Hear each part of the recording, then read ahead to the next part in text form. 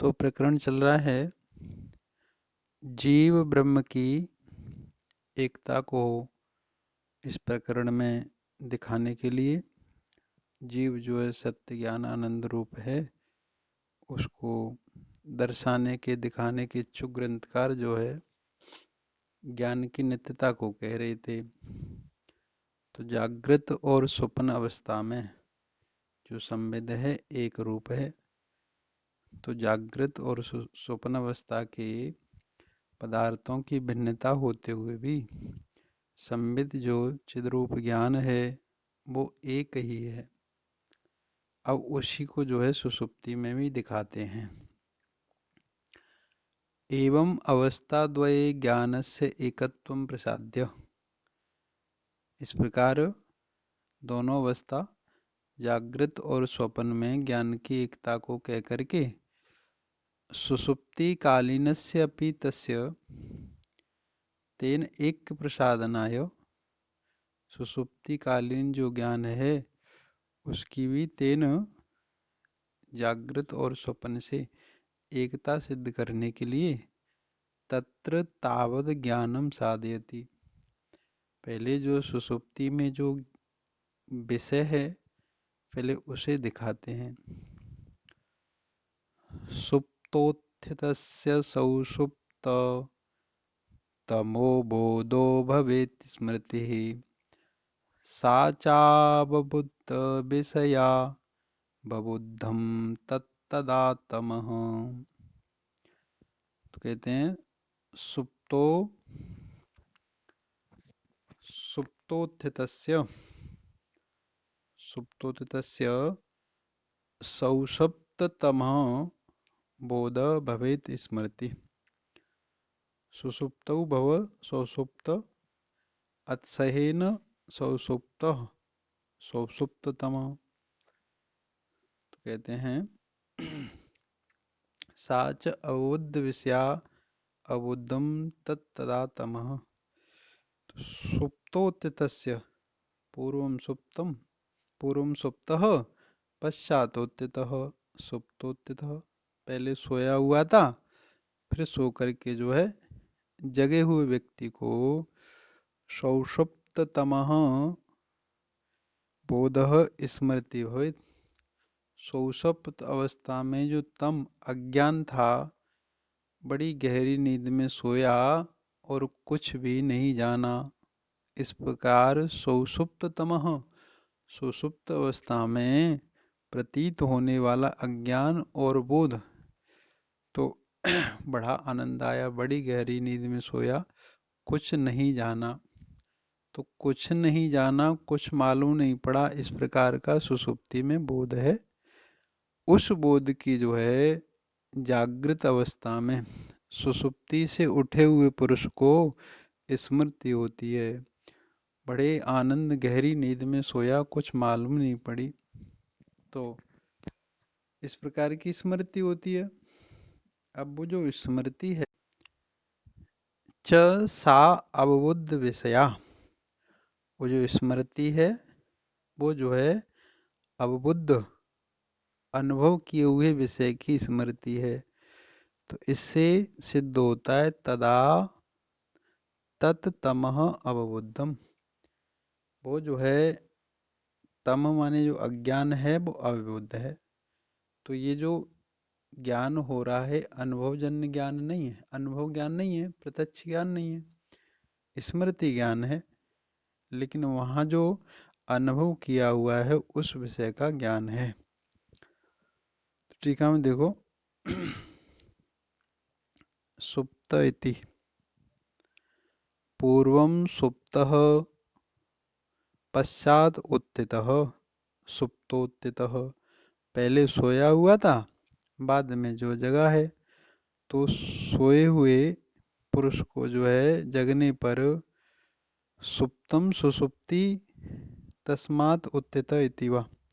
सुसुप्तम सुसुप्ति अवस्था है उससे उठे हुए को तस्य सौषुप्ततमः बोधः, उसको जो है सुसुप्ति अवस्था में होने वाले जो अज्ञान का बोध है, अर्थात सुषुप्तिकालीनस्य तमसः अज्ञानस्य यो बोधः। सुषुप्तिकालीन जो तम माने जो अज्ञान है, कुछ मालूम नहीं पड़ा, इस प्रकार का जो बोध है, ज्ञानम अस्ति, जो ज्ञान है, न किंचित अवेदिशम इति, कुछ भी नहीं जाना, इस प्रकार का ज्ञान सा स्मृति एव भवेत। वो ज्ञान जो है जागृत अवस्था में स्मृति रूप ही है, न अनुभव। वो ज्ञान जो अनुभव रूप नहीं है। क्यों अनुभव रूप नहीं है? तो कहते हैं तत्कारणस्य इंद्रिय सन्निकर्ष व्याप्ति लिंग आदि अभावात इति भाव। क्योंकि अनुभवजन्य प्रत्यक्ष जो ज्ञान होता है, इंद्रिय अर्थ सन्निकर्ष जन्यम ज्ञानम प्रत्यक्षम, इंद्रिय अर्थ का सन्निकर्ष, इंद्रिय की पदार्थ से जो है सन्निकर्षता है, उससे प्रत्यक्ष ज्ञान होता है। तो वहां तो इंद्रिय नहीं है, क्योंकि उस अनुभव को, सुख दुखाकार अनुभव को, अंतःकरण की जो वृत्ति है वो वहां नहीं है, क्योंकि अंतःकरण उस समय अपने कारण अविद्या में विलीन है, इसलिए वह इंद्रिय नहीं है, वृत्ति नहीं है। तो ये ज्ञान जो अनुभव नहीं है, तो इंद्रिय नहीं है, तो ये ज्ञान जो है जागृत अवस्था में स्मृति है।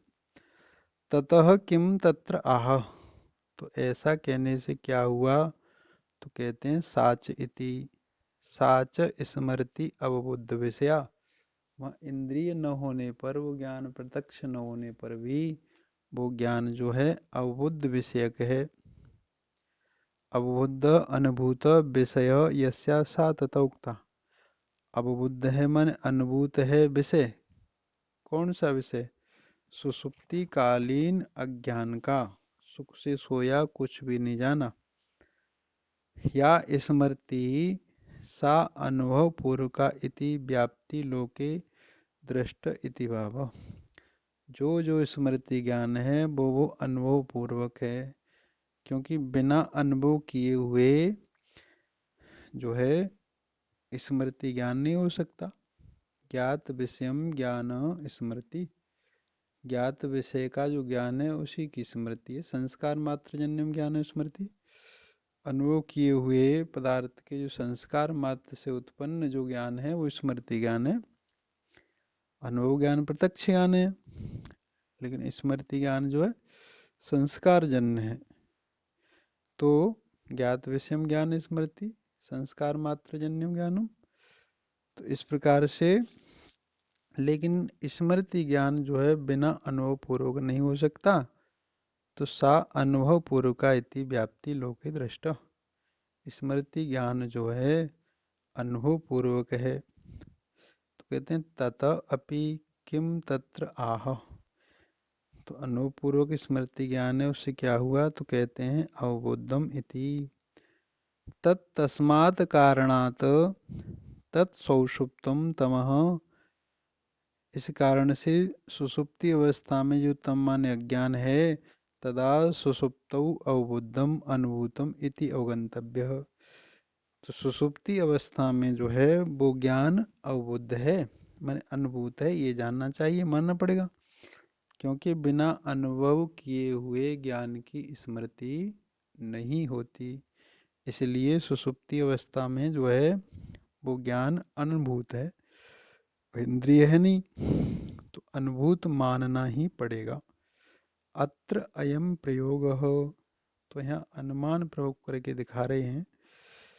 विमतम न किंचिद अवेदिशम, विवाद का विषय जो है न किंचिद अवेदिशम, सुसुप्ति में कुछ भी नहीं जाना, इति ज्ञानम, इस प्रकार अज्ञान का जो ज्ञान है अनुभव पूर्वकम भवितुम अर्हति, वो अनुभव पूर्वक जो है मानना ही होगा, अनुभव पूर्वक होने योग्य।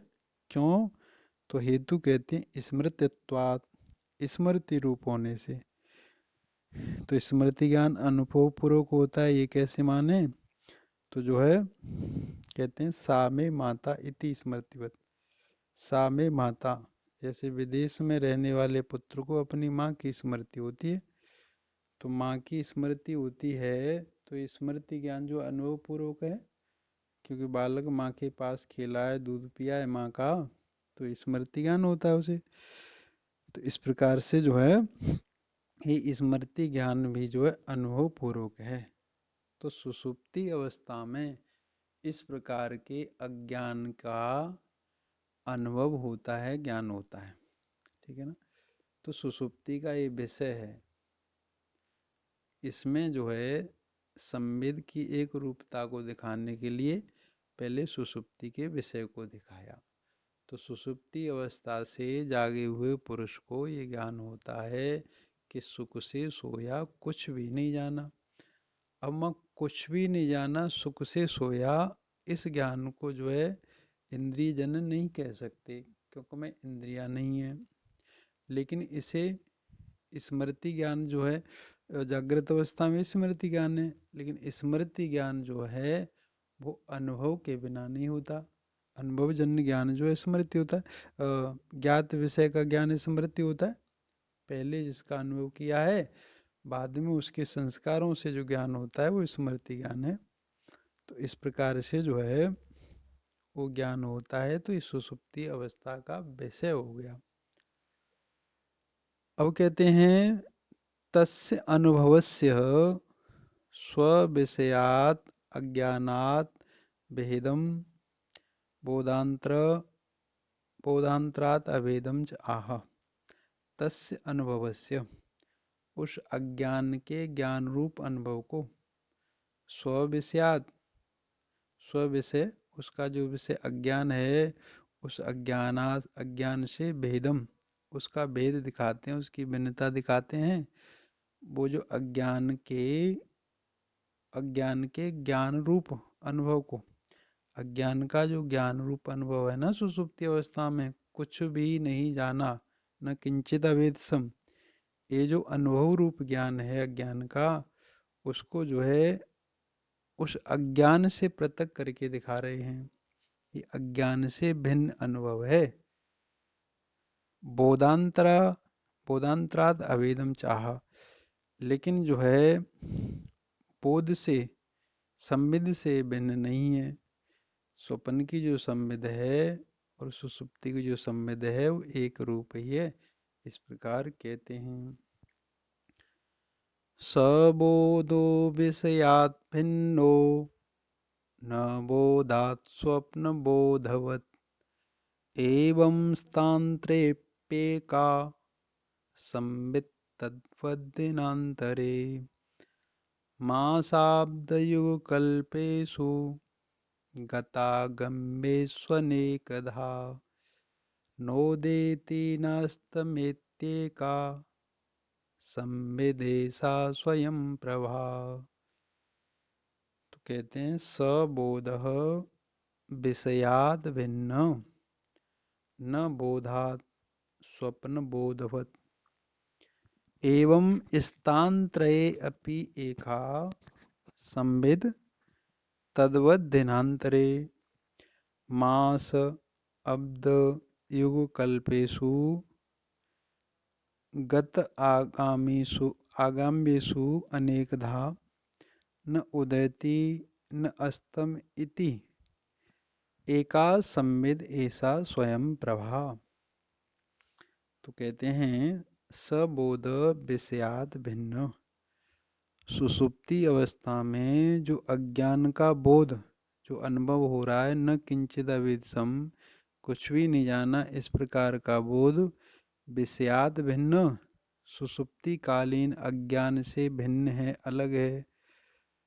न बोधात, लेकिन बोध से अलग नहीं है। कैसे? स्वप्न बोधवत, जैसे स्वप्न का बोध जागृत के बोध से भिन्न नहीं है, ऐसे जो है स्वप्न के बोध से ये जो है सुषुप्ति का बोध भिन्न नहीं है।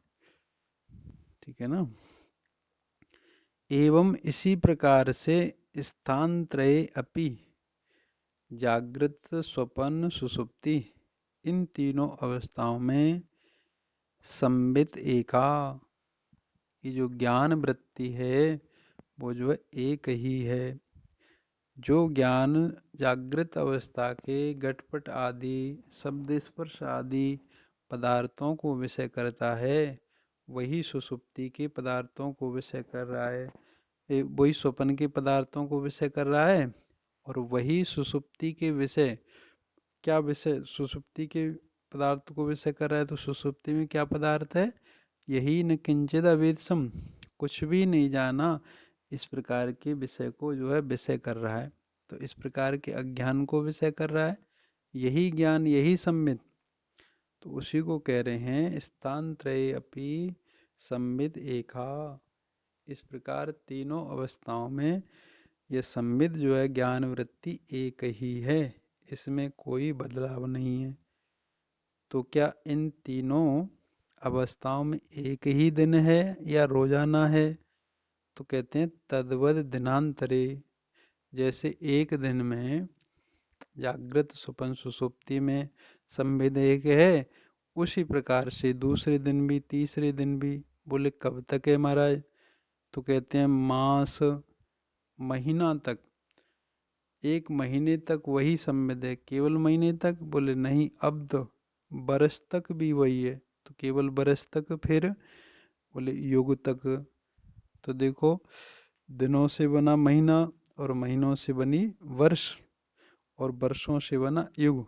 सत्ययुग, त्रेता युग, द्वापर युग, कलयुग, 4 युग हो गए ना।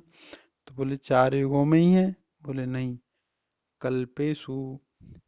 तो युगों से बनता है कल्प, ब्रह्मा जी का एक दिन। तो ब्रह्मा जी का एक दिन जो है 1000 चतुर्युग का है। चारों युग 1000 बार बदल जाते हैं, तब ब्रह्मा जी का दिन होता है। और 43,20,000 बार चारों युग बदल जाते हैं तो एक चतुर्युगी होती है। और एक एक युग की अवधि अलग अलग है। जैसे 17,28,000 वर्ष का सतयुग है, 12,96,000 वर्ष का त्रेता युग है, 8,64,000 वर्ष का द्वापर युग है, और 4,32 का कलयुग है। तो ऐसी इनकी अवधि है महाराज। तो ऐसे दिन, मास, वर्ष, युग, कल्पेशु। बोले एक ही कल्प में? बोले नहीं, गत आगामीसु अनेकधा, बीत गए हैं उनमें और आएंगे उनमें अनेकधा, अनेकों प्रकार के युग कल्प आदि बीतते चले जाएंगे, बीत चुके हैं। उन सब में जो है न उदयति न अस्तम इति, न तो ये सम्मिद कभी उत्पन्न हुई और न कभी नष्ट हुई, न कभी नष्ट होगी न कभी उत्पन्न हुई। इति, इस प्रकार से एका, यह एक ही सम्मिद ज्ञान वृत्ति जो है, ऐसा स्वयं प्रभा, ये सम्मिद जो है, ये ज्ञान वृत्ति जो है स्वयं प्रकाश स्वरूप है, और एक ही है, दूसरा कोई नहीं है। ये जो सम्मिद है चिद ज्ञान वृत्ति, वो एक ही है। टीका देखो, सबोध इति, सबोध सौसुप्त अज्ञान अनुभव। सबोध माने सुसुप्ति कालीन जो अज्ञान का अनुभव है, वह जो है विषयात अज्ञानात भिन्न, वो विषय जो अज्ञान है उससे भिन्न है, कुछ भी नहीं जाना, मूल अज्ञान से भिन्न है। तो विषयात अज्ञानात भिन्न पृथक भवतुम अर्हति। सुसुप्ति कालीन जो अज्ञान का अनुभव है, वो वहाँ के अज्ञान से पृथक होने योग्य है। क्यों? बोधत्वात्, बोध रूप होने से। कैसे? तो कहते हैं घट बोधवत, जैसे घड़े से घड़े का बोध भिन्न है, ठीक है, लेकिन बोधांतरात न विद्यते, लेकिन वह घट का जो बोध है वो पट के बोध से भिन्न नहीं है। घट का बोध, पट का बोध, बोध बोध दोनों एक हैं, लेकिन घट का बोध घट से भिन्न है और घट पट से भिन्न है। तो घटपट आपस में भिन्न है और बोध से भी भिन्न है, लेकिन घट का और पट का जो बोध है वो भिन्न नहीं है। तो इसी प्रकार से घट का बोध जैसे घट से भिन्न है, ऐसे जो है उस अज्ञान से, हाँ, सुषुप्तिकालीन जो अज्ञान का अनुभव है वो अज्ञान से भिन्न है। बोध प्रतिबोधत्व रतिबोधत्वात् घटबोधवत बोधांतरा न विद्यते, लेकिन बोध दूसरे बोध से वो बोध भिन्न नहीं है। कैसे? तो कहते हैं स्वप्न बोधवत, जैसे स्वप्न का बोध जागृत के बोध से भिन्न नहीं है, ऐसे जो है सुषुप्ति कालीन बोध भी स्वप्न के जागृत के बोध से भिन्न नहीं है। फलितम कथयन, फलितार्थ को कहते हुए उक्त न्यायम अन्यत्र अपि अतिदस्ति, इस उक्त न्याय को अन्यत्र अतिदेश करते हैं सुषुप्त अन्य आगे के दिनों में। एवं इत्यादिना इति स्थानत्रयेऽपि एक दिन वर्तनी जागृत आदि अवस्था त्रयेऽपि, एक दिन में वर्तमान जो जागृत स्वप्न सुषुप्ति अवस्था है, इन तीनों अवस्थाओं में ये जो संविद ज्ञान है वो एक ही है। संविद एका एव, ये संविद एक ही है। सर्वम वाक्यम सावधारणम, तो एका एव शब्द जो है ग्रंथकार ने नहीं कहा, तो ये माने निश्चय एक ही है। तो सर्वम वाक्यम सावधारणम, संविद एकाएव एक ही है, ये वाक्य जो है धारणा सहित है। जैसे कोई व्यक्ति जो है दुग्ध पान करता है, तो उसे कहते हैं पयम एव व्रतयति इति पयव्रती। पय माने दुग्ध का ही व्रत रखता है, दुग्ध का ही पान करता है, तो उसे पयव्रती कहेंगे, दुग्धाहारी कहेंगे। और जो व्यक्ति दूध पी लेता है फिर बीच में रोटी खा लेता है या शाम को रोटी खा लेता है, भोजन कर लेता है, तो उसे पयव्रती कहेंगे, उसको पयव्रती नहीं कहेंगे। तो ऐसे ही यहाँ संविद एका, तो इस सर्वत्र एक है, इसलिए जो है यहाँ कहा इति न्यायात तद्वद दिनांतरे इति, उसी प्रकार से दूसरे दिन में भी यथा एकस्मिन् दिवसे अवस्था त्रयेऽपि ज्ञानस्य अवेदः, जैसे एक दिन में तीनों अवस्थाओं में जागृत स्वप्न सुषुप्ति में संविद का ज्ञान का वेद है, एक ही ज्ञान वृत्ति है ना।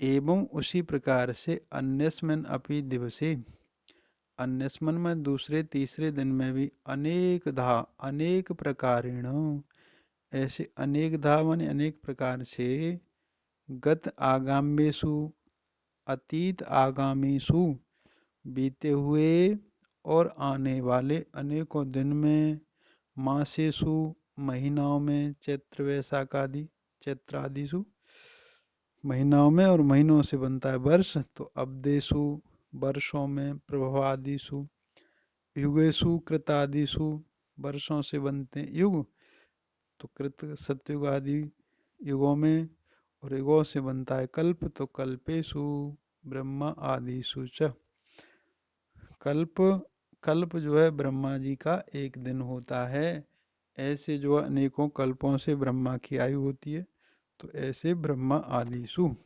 ब्रह्मा जी का जितना शासन रहता है उतने काल में ज्ञानस्य अभेद एव इति अर्थ, ऐसे अनेकों ब्रह्मा आते जाते रहते हैं, उन सब में इस ज्ञान संविद का अभेद है, अर्थात ये ज्ञान एक ही है, इसमें कोई बदलाव नहीं आता, ये तात्पर्य है। संविद एकत्व समर्थने फलम आह, सम्मत की एकता के समर्थन में फल कहते हैं न उदेति इति, यतः संविद एका अतः न उदेति, जिस कारण से संविद ज्ञान जो एक ही है इसलिए न उदेति, न तो ये कभी उत्पन्न होता है, न उत्पद्यते, न अस्तम्यति न विनश्यति, और न अस्त होता है, अर्थात न कभी नष्ट होता है। क्यों नष्ट नहीं होता? तो कहते हैं असाक्षिकयो उत्पत्ति विनाशयो असिद्धे, बिना साक्षी के किसी की उत्पत्ति और नाश नहीं हो सकते। कोई साक्षी तो होना चाहिए दूसरा, लेकिन इसका कोई दूसरा साक्षी है ही नहीं इस ज्ञान का, क्योंकि ज्ञान स्वयं अपना साक्षी खुद ही है, एक ही है। स्व उत्पत्ति विनाशयो तया एव संविदा गृहीतुम अशक्यत्वात्। और ये संविद जो है ज्ञान अपने उत्पत्ति विनाश खुद के द्वारा ही ग्रहण नहीं हो सकते। संविद अपने उत्पत्ति नाश को खुद जो है ग्रहण करने में अशक्य होने से, क्योंकि कोई व्यक्ति अपने उत्पत्ति नाश नहीं देख सकता, ऐसे ही ज्ञान जो अपने उत्पत्ति नाश ग्रहण करने में अशक्य है। संविद अंतर अभावाच इति भाव। और यदि संविद के इस ज्ञान के उत्पत्ति नाश मानने के लिए कोई दूसरी संविद माने दूसरा ज्ञान मानेंगे तो वो है नहीं दूसरी संविद, क्योंकि दूसरी संविद मानने में अनेकों दोष खड़े हो जाएंगे। तो संविद अंतर अभावाच, दूसरी संविद का यानी दूसरे ज्ञान का इस ज्ञान के उत्पत्ति नाश को अनुभव करने के लिए अभाव है। तो पूर्व पक्षी ने कहा, बोले ननु संविद अंतर अभावे ग्राहक अभावात अस्यापि अवाने जगत आद्यम प्रसज्जेत इति अतः। तो कहते हैं संविद अंतर अभावे, यदि दूसरी संविद का अभाव मानेंगे दूसरे ज्ञान का, तो ग्राहक अभावात, क्या माने ज्ञाता, ज्ञाता का अभाव होने से इस संबंध का ज्ञाता कौन होगा फिर, तो ज्ञाता का अभाव होने से अस्या अपि हवानी, तो फिर इसका भी अभान मानना पड़ेगा। एक जो संवेद ज्ञान मान रहे हो इसको भी नहीं मानना चाहिए, और ऐसा मान लोगे इसका भी अभाव मान लोगे तो जगत अंधम प्रसज्जेत, जगत की अन्यथा माने अप्रतीति का प्रसंग प्राप्त होगा, फिर तो जगत में कोई है ही नहीं जब इसका भी एक संवेद का भी अभाव हो गया, क्योंकि इसका ज्ञाता कोई दूसरा है नहीं, तो इसे कैसे माने, और इसे भी नहीं मानेंगे तो जगत की तो अप्रतीति सिद्ध हो जाएगी। तो ऐसी जो है आशंका होने पर कहते हैं एस इति, ऐसा स्वयं प्रवाह। तो कहते हैं अत्र अयम प्रयोग, अनुमान पक्ष करके दिखा रहे हैं, प्रयोग करके दिखा रहे हैं, संवित स्वयं प्रकाशा, ये जो संवित है वो स्वयं प्रकाश रूप है। तो देखो संवित पक्ष हो गया, स्वयं प्रकाशा साध्य हो गया। पर्वतो भन्निमान, तो पर्वत पक्ष है, वन्नी साध्य है, धूमत्वात् हेतु हो गया। पर्वतो भन्निमान धूमत्वात्, यथा मानस रसोई दृष्टांत हो गया, यत्र यत्र धूम तत्र तत्र भवनी इति सहचार नियमो व्याप्ति, सहचार नियम जो है ये व्याप्ति हो गया। तो यहाँ कहते हैं संवित स्वयं प्रकाशा, ये जो ज्ञान संवित है ये स्वयं प्रकाश स्वरूप है। अवेद्यत्वे सति अपरोक्षत्वात्, तो हेतु कह रहे हैं अवेद्यत्वे सति, अवेद्य होने पर भी अपरोक्षत्वात्, अपरोक्ष होने से, व्यतिरेके घटवत, तो व्यतिरेक दृष्टांत दिया घटवत, जैसे घड़ा है, घड़ा जो अवेद्य होने पर अपरोक्ष नहीं है, वो वेद्य होने पर ही अपरोक्ष होगा, लेकिन संविद ऐसी नहीं है। संविद ये ज्ञान रूप वृत्ति जो है अवेद्यत्वे सति, अन्य किसी संविद का विषय न होने पर भी अपरोक्षत्वात्, अपरोक्ष होने से स्वयं प्रकाश है, स्वयं प्रकाश है। दृष्टांत व्यतिरेके घटवत। न च अयम विशेषण असिद्ध हेतु, ये जो हेतु में अवेद्यत्व सती जो विशेषण दिया है सप्तम्यंत, ये जो असिद्ध नहीं है। क्यों, क्योंकि स्वयं प्रकाश है, स्वयं प्रकाश स्वरूप है ना संविद, संविद स्वयं संवेद्यत्व, यदि ये संविद को अपने संवेद्यत्व में खुद ही, संविद खुद की स्वयं संवेद्यत्व मानने पर कर्म कर्तृत्व विरोधात, संविद को जो है खुद के ही संविद्यत्व में मान लेने पर तो एक ही स्वयं ही, हाँ, ज्ञेय, ज्ञेय की कर्म और उसके ज्ञाता का कर्ता, तो कर्म कर्तृत्व विरोधात, एक ही व्यक्ति जो है कर्म और कर्ता दोनों नहीं हो सकता। कर्म भिन्न होता है, कर्ता अलग होता है। लेकिन स्वयं ही संविद जो है, खुद की स्वयं संविदत्व, अपने ही ज्ञान में स्वयं की ज्ञाता और स्वयं का ज्ञेय। तो स्वयं की ज्ञाता कर्ता और स्वयं का ज्ञेय मानी कर्म, दोनों का एक ही कारण होगा। तो ऐसा जो है विरोध होने से, अच्छा ऐसा नहीं मानेंगे परवेदत्व, दूसरी उसकी वेद्य में जो दूसरी संविद मानेंगे, तो अनअवस्थानात्, फिर उसका बोध कराने वाली कौन है? पहले की दूसरी, दूसरे की पहली, तो अन्योन्याश्रय दोष हो जाएगा। और पहले की दूसरी, दूसरे की तीसरी, तीसरे की पहली, तो चक्र का दोष हो जाएगा। और पहले की दूसरी, दूसरे की तीसरी, तीसरे की चौथी, चौथे की पांचवी, ऐसे मानते चले जाएंगे तो अनअवस्थानात्, अनअवस्था जो है दोष प्राप्त होगा। अतः इसलिए स्वयं प्रकाशत्वेन भासमानायाः संविद, स्वयं प्रकाश रूप से भासमान जो संविद ज्ञान वृत्ति है, वो सर्व अवभाषकत्व संभवात, वो सब की जो है अवभाषक, उसमें सबको प्रकाशने की, ज्ञान कराने की संभावना है। समस्त पदार्थों को प्रकाशित करते हुए जगत अंध प्रसंग, जगत आंध प्रसंग इति भावः, न जगत आंध प्रसंग इति भाव, इसमें जगत की अंधता का दोष प्राप्त नहीं होगा, ये तात्पर्य है। जगत की अप्रतीति का दोष प्राप्त नहीं होगा। तो इस प्रकार से जागृत अवस्था से लेकर के सुसुप्ति अवस्था पर्यंत इन सब में जो है शब्द स्पर्श आदि वेद्या जो पदार्थ हैं, वो भिन्न भिन्न होने पर भी इनकी तथा